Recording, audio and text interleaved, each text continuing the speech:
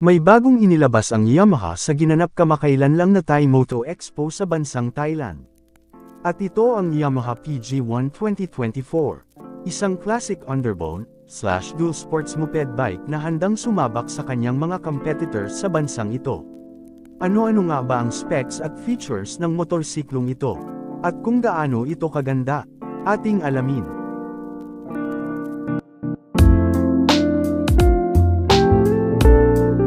Ang bagong Yamaha PG1 ay isang compact underbone motorcycle na hinaluan ng classic at dual sports looks.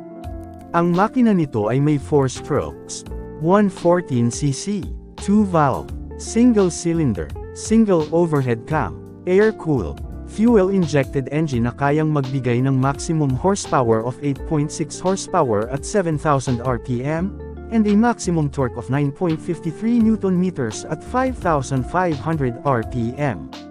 Compression ratio na 9.3:1. At pinapatakbo ng 4-speed transmission chain-driven.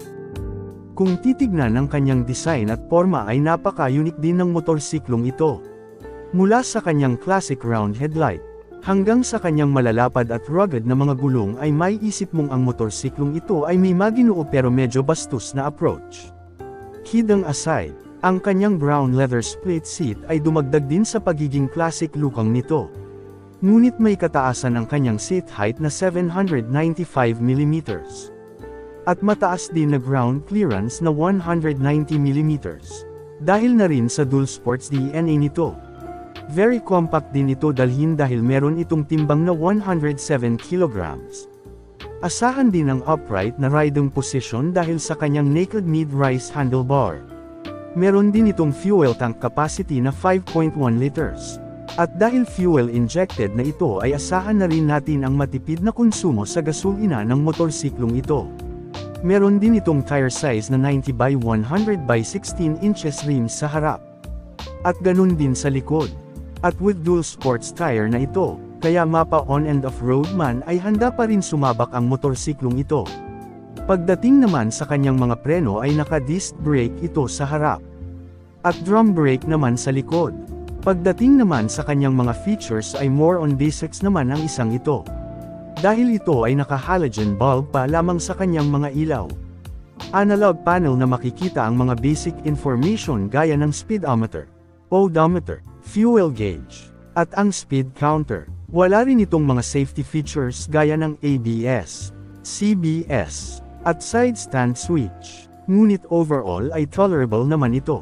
Dahil nga sa compact lang ang motorsiklong ito. At meron lamang 114cc ay acceptable naman ang mga specs na inilagay rito. Sa ngayon ay sa bansang Thailand pa available ang motor na ito kung saan doon siya inilaunch ng Yamaha. Kung dadalhin ba ito ng Yamaha sa Pilipinas hindi rin sigurado. Gayong marami na rin ganitong klase ng motorsiklo sa ibang brand ang hindi pa inilalabas dito.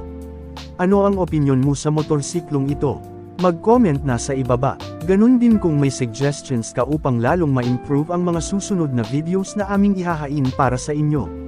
Maraming salamat po sa panunood at hanggang sa susunod na motorcycle topic na ating pag-uusapan.